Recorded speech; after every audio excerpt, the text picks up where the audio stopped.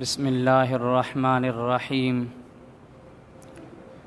الحمد للہ رب العالمین والعاقبۃ للمتقین والصلاة والسلام علی سید الانبیاء والمرسلین وعلی آلہ الطیبین واصحابہ الطاہرین اجمعین اما بعد فاعوذ باللہ من الشیطان الرجیم بسم اللہ الرحمن الرحیم الا ان اولیاء اللہ لا خوف علیہم ولا هم یحزنون صدق اللہ العلی العظیم یا صاحب الجمال ویا سید البشر من وجهک المنیر لقد نور القمر لا يمكن الثناء كما كان حقه بعد از خدا بزرگ توئی قصہ مختصر قال اللہ تبارک و تعالی فی شان حبیبہ ان اللہ وملائکتہ یصلون علی النبی یا ایہا الذین آمنوا صلوا علیہ وسلموا تسلیما اللہم صل وسلم وبارک علی سیدنا ومولانا محمد صاحب الوجہ الانور والجبین الازہر صلاۃ و سلاما علیک یا سیدی یا رسول اللہ صلی اللہ علیہ وسلم۔ برادران اسلام، پیاری جماعت سگوری، اللہ رب العزت کلام مقدس میں ارشاد فرمایو الا ان اولیاء اللہ لا خوف علیہم ولا هم یحزنون، یاد رکھو بے شک اللہ جا ولی نہ انہن تے کو خوف آہے نہ اہے غمگین تھیندا، الذین آمنوا وکانوا یتقون، جن ایمان آندو ऐं परहेज़गारी इख़्तियार कंदा रहिया، लहुमुल बुशरा फ़िल हयाति दुनिया व फ़िल आख़िरा, उन्हनि जे लाइ दुनिया जी हयातीअ में बि बिशारत आहे त आख़िरत में बि उन्हनि जे लाइ मुबारक आहे। हिन महीने मुबारक जी मुनासिबत गुज़िरियल जुमे ते मूं अर्ज़ु कयो त अल्लाह तबारक व तआला जे प्यारनि नेकनि सालिहनि बाननि सां हिननि ॾींहंनि खे मनसूब करे उन्हनि जी अज़मत खे सलाम कंदी आहे उम्मत, जो खोड़ सारा अल्लाह जा नेक सालिह बाना हिन महीने मुबारक सफ़रुल मुज़फ़र में रब करीम जे हुज़ूर में हाज़िर थिया आहिनि। असांजो मुर्शिद मुरब्बी हज़रत रोज़े धणी रज़ी अल्लाह तआला अन्हु जे मसनद मुबारक जो सतूं गादी नशीन हज़रत सूर्य शहीद जो लख़्ते जिगर इमामुल अस्खिया सरताजुल औलिया हज़रत सैयद शाह मर्दां शाह सानी अलमारूफ़ पीर साईं छट धणी बादशाह क़द्दसल्लाहु तआला सिर्रहुल अक़दस, उन जी बि उन जो विसाल हिन महीने मुबारक में आहे। 16 सफ़रुल मुज़फ़र ते संदन विसाल आहे। इहा उहा अज़ीम शख़्सियत हुई जो जेके अल्लाह जे नेकनि सालिहनि बाननि जूं निशानियूं क़ुरान करीम में ज़िक्र थियल आहिनि या अहादीस मुबारका में वारिद आहिनि, उहे निशानियूं जेकॾहिं गौर सां ॾिसजनि त उहे निहायत ई अहसन ऐं अतम तरीक़े सां उन मुर्शिद मुरब्बीअ जी ज़िंदगीअ में नज़र आयूं। हबीब करीम सल्लल्लाहु अलैहि व आलिहि वसल्लम फरमायो वल्लज़ी नफ़्स मुहम्मदिन बियदिही लउक़सिमन्न लकुम, कसम आहे उन ज़ात पाक जो जंहिंजे क़ब्ज़े क़ुदरत में मुहम्मद करीम जी जान आ, मां तव्हां जे लाइ कसम ज़रूरु खणंदुसि हिन ॻाल्हि जे मथां त अन्न अहब्बल इबाद इलल्लाहि तआला अल्लज़ीन युहब्बिबून अल्लाह इलल इबाद, मां तव्हांजे लाइ कसम खणंदुसि त अल्लाह जी बारगाह में महबूब बाना उहे आहिनि जेके सभ खां वधीक प्यारा हुजनि। इहे उहे बाना आहिनि जेके अल्लाह जी बाननि सां मुहबत कराईंदा आहिनि। वयुहब्बिबून इबादल्लाहि इलल्लाह, ऐं बाननि जी मुहबत वरी अल्लाह सां कराईंदा आहिनि। वयमशून फिल अर्द बिन नसीह औ कमा क़ाल नबी सल्लल्लाहु अलैहि वसल्लम, पाण करीमन सल्लल्लाहु अलैहि वालिहि वसल्लम जिन फरमायो त उहे ज़मीन ते हलंदा आहिनि त ख़ैर ख़्वाह थी हलंदा आहिनि।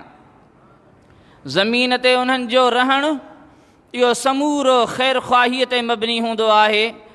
अल्लाह जे हबीब करीम सल्लल्लाहु अलैहि वसल्लम फरमायो त इहे बाना आहिनि जेके अल्लाह जी बारगाह में सभ खां वधीक महबूब हूंदा आहिनि ऐं इन्हनि जो कमु हूंदो आहे त अल्लाह जी बाननि सां मुहबत कराइनि ऐं बाननि जी अल्लाह सां मुहबत कराइनि। ज़मीन में हलनि था त ख़ैर ख़्वाह थी करे हलनि था। कंहिंजे लाइ बि का ॾुखियाई, कंहिंखे तकलीफ़ ॾियणु इहो उन्हनि जे ज़िंदगीअ में शामिलु कोन हूंदो आहे। पर उन्हनि जी ज़िंदगीअ मां जेकॾहिं कंहिंखे बि जेकॾहिं का ॻाल्हि हासिलु थींदी त उहा भलाई ऐं ख़ैर ख़्वाहीअ जी ॻाल्हि हूंदी।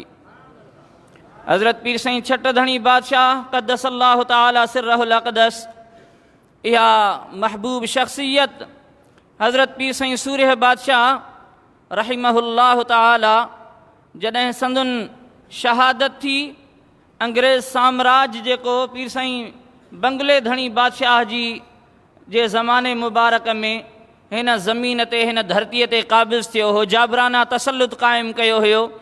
इहो तक़रीबन 100 साल जो इहो पूरो सिलसिलो, इहो लड़ाईअ जो बि कॾहिं घटि कॾहिं तेज़ीअ सां इहा लड़ाई, इहो सिलसिलो हलंदो रहियो। हर वक़्त जो पागारो पंहिंजे पंहिंजे ज़माने में दीन जी ख़िदमत जे लाइ ऐं हिन क़ौम जे, हिन धरतीअ जे इहसान जे तौर ते उहे पंहिंजे पंहिंजे ज़माने मुबारक में ख़िदमत कंदा रहिया। पर हज़रत पीर साईं सूर्य बादशाह जो ज़मानो इहो निहायत ई अजीब ग़रीब हुयो ऐं एॾी तेज़ीअ सां हिकिड़ो सख़्तु मुजाहिदाना किरदार सां पाण हिन मुल्क ऐं मिलत जी ख़िदमत कयाऊं जो आख़िरकार इहा तहरीक फ़ैसिला कुन साबित थी त इहो नसारो पलीद जेको हिते क़ाबिज़ आहे मुसलमाननि खे ग़ुलामीअ वारी ज़िंदगीअ जे तरफ़ धिकण में कोशिश में रुधल आहे। हज़रत पीर साईं सूर्य बादशाह जे कोशिशुनि सां बिल आख़िर उहो मजबूर थी करे हितां भॻो ऐं हज़रत पीर साईं सूर्य बादशाह खां पुछो जॾहिं वेंदो हुयो, हज़ारे हुर जॾहिं शहरनि जे चौकल ते बीहारे करे उन्हनि खे गोलियुनि जो बख बणायो वञे, अलाए केतिरियुनि माइरुनि जूं हंजूं ख़ाली थी वयूं, केतिरियुनि वञनि खां उन्हनि जा वर खसिया विया। अहिड़ा ज़ुल्म ऐं बरबरीयत जा दास्तान जो पढ़ी ॿुधी करे लिंग कांडार जी वेंदा आहिनि। हज़रत पीर साईं सूर्य बादशाह खां पुछियो वियो त क़िबला, हिन जो को अंत बि अचणो आहे या ईअं सख़्तियूं सहंदा रहंदासीं? हज़रत पीर साईं सूर्य बादशाह फरमायो त इंशा अल्लाहुल अज़ीज़ जेके जेरा हूंदासीं वॾा रंग ॾिसंदा। त इहो भरवसो बि हुयो अल्लाह तबारक व तआला जी ज़ात बाबरकात जे इन महिरबानियुनि ऐं फज़ल में कामिल यकीन बि हुयो ऐं पंहिंजे मुजाहिदाना कोशिशुनि जे मथां बि बिल्कुलु खुलियल एतमाद हुयो। हज़रत पीर साईं सूर्य बादशाह कोशिशि कई, बिल आख़िर उन्हनि कूड़नि केसनि में फासाए करे अंग्रेज़ साम्राज्य, इहा ॾाढी ग़ौर जी ॻाल्हि आहे, तमामु घटि माण्हुनि खे इन जो इल्मु आहे त हीअ आख़िर लड़ाई हुई छा जी, छा मामिलो आहे। अञा ताईं जेके एतिक़ादी तरह सां दरगाह मुबारक सां जेके जुड़ियल आहिनि या जेके हक़ीक़त जी नज़र सां इन तारीख़ खे पढ़नि था तासुब जो चश्मो लाहे करे, उन्हनि खे त इहा ॻाल्हि सवली सम्झ में अची वेंदी। पर यकीनन ज़ुल्म इहो आहे त असांजे हिन सरज़मीन ते बि रहंदड़ केतिरा ई माण्हू अञा ताईं बि इहा ॻाल्हि सवली मञण जे लाइ तयारु न आहिनि त इहा लड़ाई छाजी हुई, छा मामिलो हुयो। अॼु बि हक़ीक़त जी नज़र सां उनखे तारीख़ खे ॾिसण पढ़ण जे लाइ उहे तयारु न आहिनि। पर इन जो अजुर पीराने पागारा कॾहिं बि इन धरतीअ वारनि खां कोन घुरियो आहे। हज़रत पीर साईं छट धणी बादशाह जी ज़िंदगीअ में जॾहिं 1965 जी लड़ाई थी, 1971 वारो इहो मारको हुयो, पाण उन्हनि जा जंगियुनि जा सिपह सालार हुया पंहिंजे हुर मुजाहिदनि जा। पुछो वियो त तव्हां एॾी कोशिशि कई, छा तव्हांखे इन जो पाकिस्तानी हुकूमत जे तरफ़ां को सिलो का ॻाल्हि का थी? हज़रत पीर साईं छट धणी बादशाह जिन वॾी बेबाकीअ सां हिकिड़े सुहिणे अंदाज़ सां पाण उन जो जवाबु ॾेई छॾियऊं त हीअ धरती असांजो घरु आहे। को बि माण्हू पंहिंजे घर जी हिफ़ाज़त करे कंहिं ॿिए खां अजुर घुरंदो आहे छा? असां पंहिंजे घर जी हिफ़ाज़त कई आहे। हीअ सरज़मीन असां इन जे लाइ कोशिशूं कयूं, क़ुर्बानियूं ॾिनियूं, अलाए केतिरनि हुरनि पंहिंजूं जानियूं क़ुर्बान कयूं हिन वतन जी आज़ादीअ जे लाइ। हीअ असांजो घरु आहे, हीउ मुल्क असां ठाहियो आहे ऐं इन जी हिफ़ाज़त बि असांजो फ़र्ज़ु आहे ऐं इन जी हिफ़ाज़त करे असां कंहिं ॿिए खां अजुर कोन घुरंदासीं। हीअ रब करीम जी ज़ात बाबरकात हिकिड़ी अमानत वारी हीअ जमायत मोकिली आहे ऐं अल्लाह तबारक व तआला जे महिरबानीअ सां, फज़ल ऐं बाझ सां इंशा अल्लाहुल अज़ीज़ हमेशह हिन मुल्क जी हिफ़ाज़त हीअ जमायत कंदी रहंदी ऐं हिननि जा जेके बि पागारा इमाम आहिनि उहे मुल्क जी बि ख़िदमत कंदा रहंदा, मिलत जी दीन जी बि मुहाफ़िज़त कंदा रहंदा। अल्लाह तबारक व तआला जे फज़ल ऐं करम सां जामिया राशिदिया ऐं उन जूं जेके बि ब्रांचूं आहिनि उन्हनि मां क़ाल अल्लाह व क़ाल रसूल सल्लल्लाहु अलैहि वसल्लम जा उहे सबक़ पढ़ी करे हज़ारे आलिम हाफ़िज़ कारी जेके वञनि था उहे मुल्क में ख़िदमत करे रहिया आहिनि दीन जी। त हीअ ख़ानक़ाह शरीफ़ मिलत जी बि मुहाफ़िज़ आहे त मुल्क जी बि मुहाफ़िज़ आहे। हिन क़ौम जे मथां बि इहे अणगणिया एहसान आहिनि, पर हिननि जो मक़सदु आहे ख़ालिस अल्लाह जी रज़ा जे लाइ ख़िदमत करणु। हज़रत पीर साईं छट धणी बादशाह उन वक़्त में 15 सालनि जा हुया जंहिं वक़्त में पीर साईं सूर्य बादशाह खे शहीद कयो वियो ऐं हज़रत पीर साईं सूर्य बादशाह जी शहादत जे टाइम ते संदन उमिरि मुबारक 34 सालनि जी हुई। 34 साल फूह जवानी आहे। 34 सालनि जी उमिरि मुबारक में हज़रत पीर साईं सूर्य बादशाह खे शहीद कयो वियो ऐं उन में कूड़ियूं शाहिदियूं हितां जे वतन जे गद्दारनि ॾिनियूं हुयूं।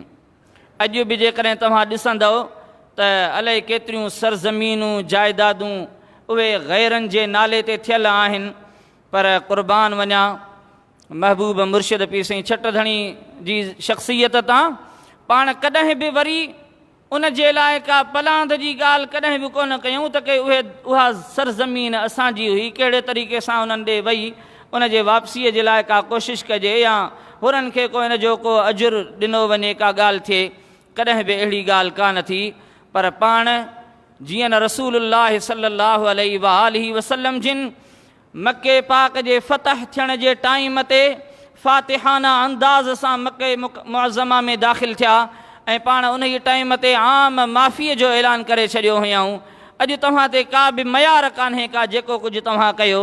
हज़रत पीर साईं सूर्य बादशाह जे टाइम ते अलाए केतिरा हज़ारे हुर शहीद थिया, हुरनि खे बेघर करे उन्हनि जूं जाइदादूं मिल्कियतूं ज़ब्त कयूं वयूं, उहे गैरनि खे ॾिनियूं वयूं जिन कूड़ियूं शाहिदियूं हुरनि जे मथां ॾिनियूं ऐं उन्हनि जे पागारे जे मथां ॾिनियूं।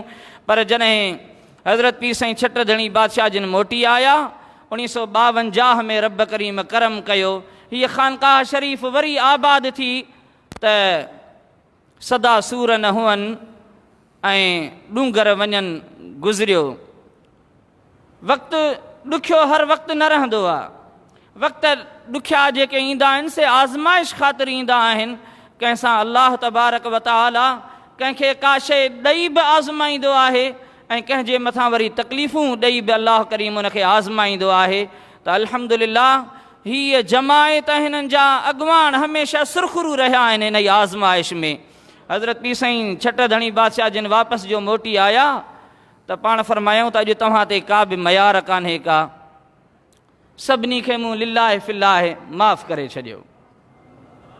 हिकिड़नि फ़क़ीरनि अर्ज़ु कयो त क़िबला फ़िलाणे शख़्स असांखे ॾाढी तकलीफ़ ॾिनी आहे, ॾाढो ॾुखायो आहे, नालो कोन था खणूं हुनजो, पर फ़क़ीरनि जो अर्ज़ु कयो त क़िबला हिन असां सां ज़ुल्म जी हद करे छॾी आहे, पाण फ़रमायूं त असां उनखे ख़ुदा कारण माफ़ करे छॾियो आहे, तव्हां बि उनखे माफ़ करे छॾियो।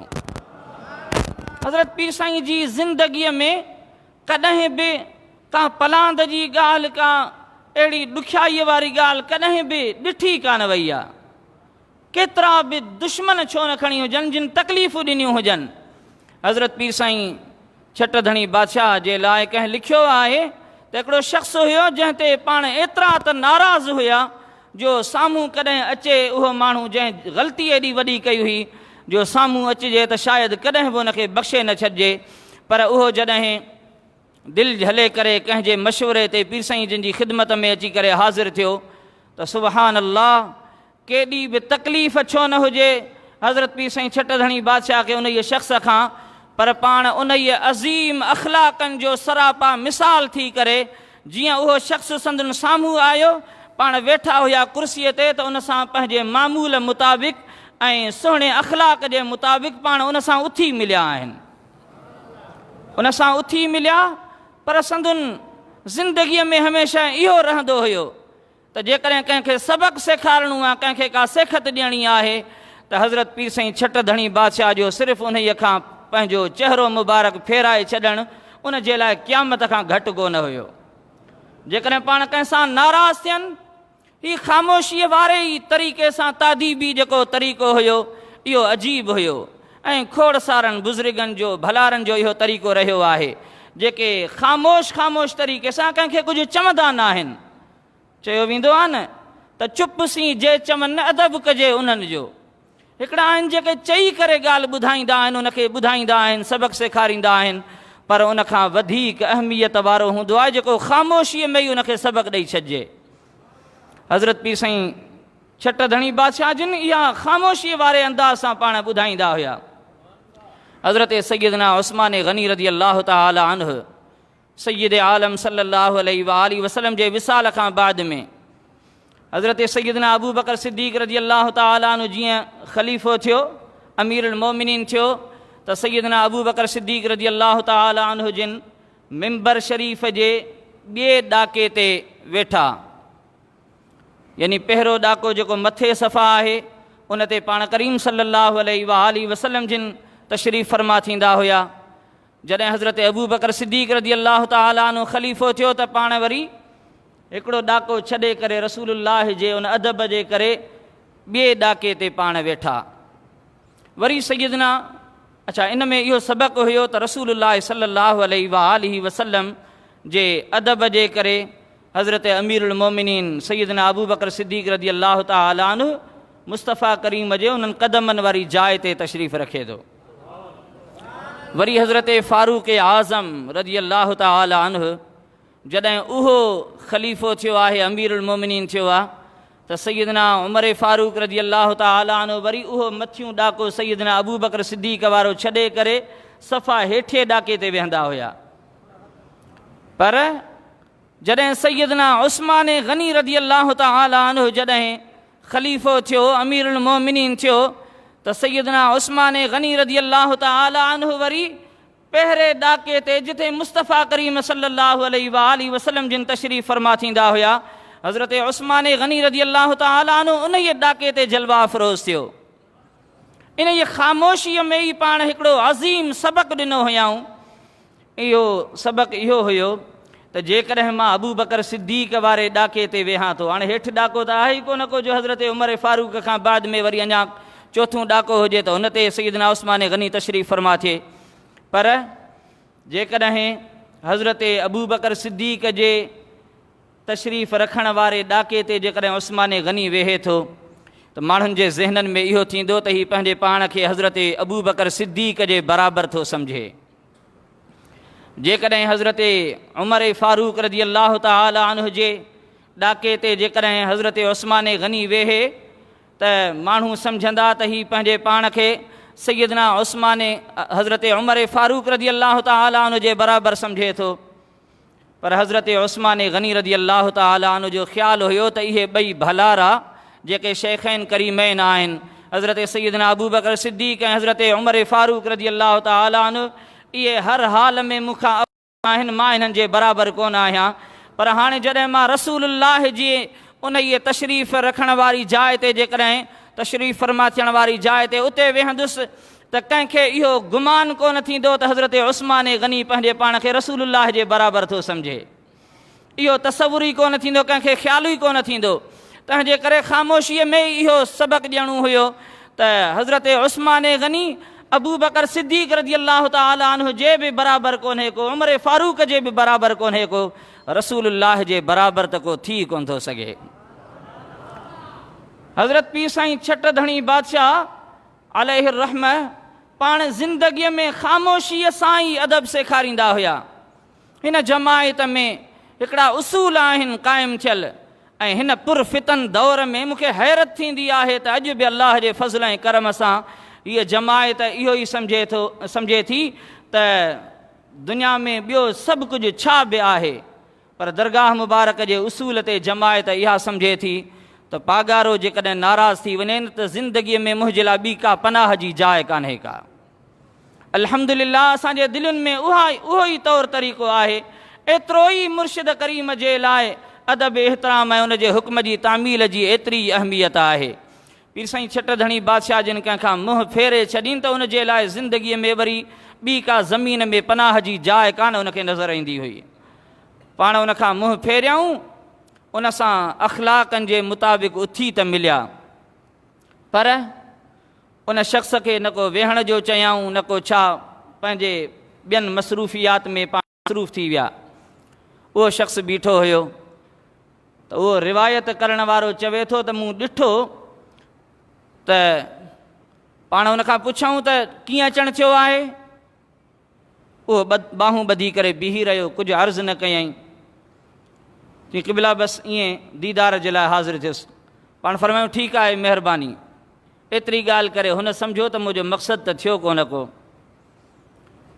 हुन हिते जल्दीअ में बाहूं ॿधी करे अर्ज़ु कयो त क़िबला, जेकॾहिं मां ग़लती न कयां त मूं में ऐं तव्हां में फ़र्क़ु कीअं थींदो।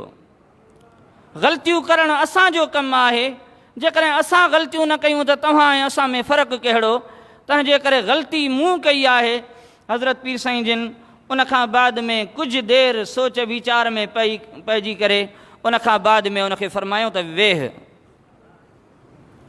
ऐं इहो सभु कुझु दरगुज़र करे छॾियऊं। जेको कुझु केरु वॾी ग़लती बि करे वेठो आहे, तॾहिं बि पीर साईं जिन जी ज़िंदगीअ में हमेशह अफ़ु ऐं दरगुज़र हूंदो हुयो। हमेशह वॾियूं वॾियूं ग़लतियूं जेके करे आया पाण उन्हनि खे माफ़ु करे छॾींदा हुया। इहा रसूलुल्लाह सल्लल्लाहु अलैहि वालैहि वसल्लम जी सुन्नत आहे। हज़रत पीर साईं जिन महिरबानियूं कंदा रहंदा हुया ऐं कोशिशि कयाऊं। नसारा हज़रत पीर साईं सूर्य बादशाह खे शहीद करे शहज़ादनि खे खणी विया, उते जलावतन करे उते पंहिंजे मक़सद जी तालीम ॾियणु हुननि चाही थे। उन्हनि खे शहीद बि करे सघिया थे, पर उन्हनि जो मक़सदु हुयो त जेकॾहिं शहीद करे छॾींदासूं त असां वारो मक़सदु हासिलु कोन थींदो। छो न उन्हनि खे उते रखी करे पंहिंजे हिसाब वारी, पंहिंजे मक़सद वारी तालीम ॾियारियूं त जीअं ही ख़ानकाह वारो जेको सिलसिलो आहे इहो ख़तमु थी वञे। उन्हनि जो मक़सदु इहो हुयो। पर फ़ानूस बन के जिसकी हिफ़ाज़त हवा करे, वो शम्मा क्या बुझे जिसे रोशन खुदा करे। हज़रत पीर साईं छट धणी बादशाह जिन वापसि मोटी आया त पाण इहो अज़ीम फ़ैसिलो कयऊं जामिया राशिदिया जे इजरा जो अल्हम्दुलिल्लाह इहो उहो अज़ीम मर्कज़ आहे जेको राति ॾींहं क़ाल अल्लाह व क़ाल रसूल जे इन इहे दर्स सां हमेशह आबाद आहे। अल्हम्दुलिल्लाह हिन ख़ानकाह शरीफ़ ते इहा दीन जी ख़िदमत थी रही आहे। ऐं पीराने पागारा जो हमेशह को बि जज़्बात वारो फ़ैसिलो पाण हमेशह फ़रमाईंदा हुया। पीर साईं छट धणी बादशाह जिन जो इहो सबक़ु असां सभिनी जे लाइ मशाले राह आहे। पाण फ़रमायूं त कावड़ में कॾहिं बि जज़्बात में फ़ैसिलो न कंदा कयो। जज़्बात वारा फ़ैसिला जेके हूंदा आहिनि, कावड़ में जेके फ़ैसिला कया वेंदा आहिनि, इहो हमेशह ग़लति हूंदो आहे। तंहिंजे करे जज़्बात में को बि वॾो फ़ैसिलो न करणु घुरिजे। पीर साईं जिन जॾहिं बि का ॻाल्हि कंदा हुया, केतिरी बि कावड़ छो न हुजे। हिकिड़े शख़्स चयो त मूं ॾिठो हिकिड़ी जाइ ते पीर साईं जिन खे सख़्तु गुस्सो आयो हुयो, पर उन ई जाइ ते पाण ख़ामोश रही करे कुझु टाइम को विर्द करे रहिया हुया। उनखां बाद में मामिलो समूरो थधो थी वियो। उन खां बाद में पाण उहा नॉर्मल गुफ़्तगू करे रहिया हुया। हज़रत पीर साईं जिन जे ज़ुबान मुबारक ते हमेशह विर्द रहंदो हुयो, या सलाद शरीफ़ जो विर्द हूंदो हुयो, या कलमे तय्यबा जो विर्द हूंदो हुयो। तव्हां उहे वीडियोस ॾिठियूं हूंदियूं। पीर साईं जिन शिकार जहिड़े हिकिड़े, छो शिकार असां वटि तफ़रीह जो हिकिड़ो मामिलो आहे, पर अहिड़े तफ़रीह वारी जाइ ते बि पीर साईं जिन जी ज़ुबान मुबारक ते हमेशह अल्लाहुम्म सल्लि अला सय्यदना मुहम्मदिन जा वाज़े अल्फाज़ ॿुधण में ईंदा हुया। हिकिड़ो शख़्स चवे थो त मां इन जे करे पीर साईं जिन जी ख़िदमत में बार बार हाज़िर थींदो हुयुसि, जो जॾहिं बि मां ईंदो हुयुसि त उतां ई मूंखे नओं को सबक़ु मिलंदो हुयो। जॾहिं बि पीर साईं जिन जी ख़िदमत में जेतिरी देरि बि विहंदो हुयुसि, तॾहिं पीर साईं जिन खां या कलमे तय्यबा जो विर्द ॿुधण में ईंदो हुयो, या रसूलुल्लाह सल्लल्लाहु अलैहि वसल्लम ते सलातो सलाम ॿुधण में ईंदो हुयो। हिकिड़ो भेरो पाण आला हज़रत शाह अहमद रज़ा ख़ान अलैहि रहम जे उर्स मुबारक जी तक़रीब में शरीक थिया हुया।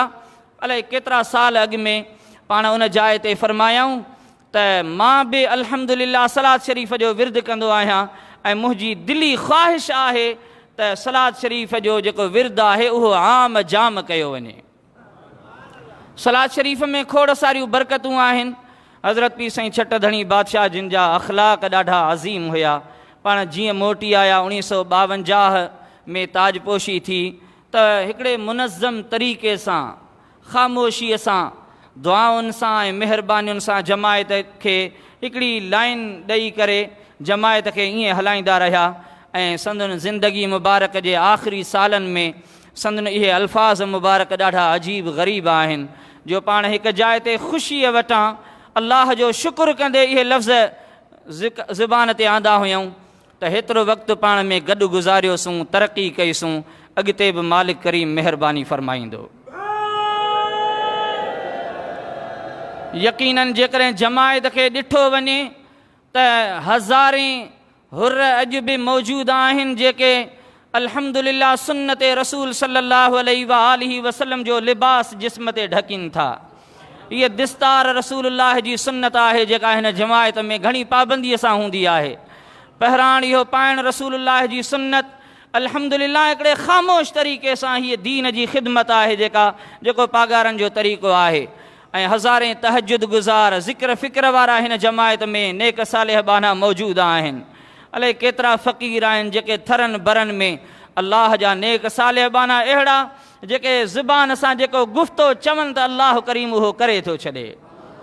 हज़रत पीर साईं छट धणी बादशाह खां पुछियो वियो त अल्लाह तबारक व तआला जे तरफ़ां तव्हांजे मथां महिरबानी थी, तव्हांखे बादशाह घर चयो वेंदो आहे, छो त हज़रत पीर साईं जिन जी ज़िंदगीअ में रब करीम जो इहो फज़ुल हर कंहिं ॾिठो, इहो मुसलम आहे त जंहिंसां बि पीर साईं महिरबानी करे त रुगो कंहिंखे पंहिंजो सॾे छॾियऊं त रब करीम थो ॼाणे त उन जी इज़त, उन जो मक़ाम उन सां को ॿियो भेट करे ई न सघंदो।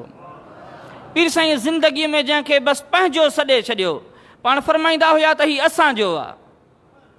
बसि इहो लफ़्ज़ जेकॾहिं पीर साईं जे ज़ुबान मां कंहिंजे लाइ थी वियो त यकीन ॼाणियो त उन जे भाॻनि खां सां कंहिंखे रीस करणु आहे ई कान का। पीर साईं जन फरमाए छॾींदा हुया हीउ असांजो आहे। हिते हिन इहे जाइ ते केतिरनि ख़िताबनि में पाण पंहिंजे हिन ख़ानकाह शरीफ़ जे आलिमनि जे लाइ फरमाईंदा हुया त तव्हां असांजे आलिमनि खे ॿुधो।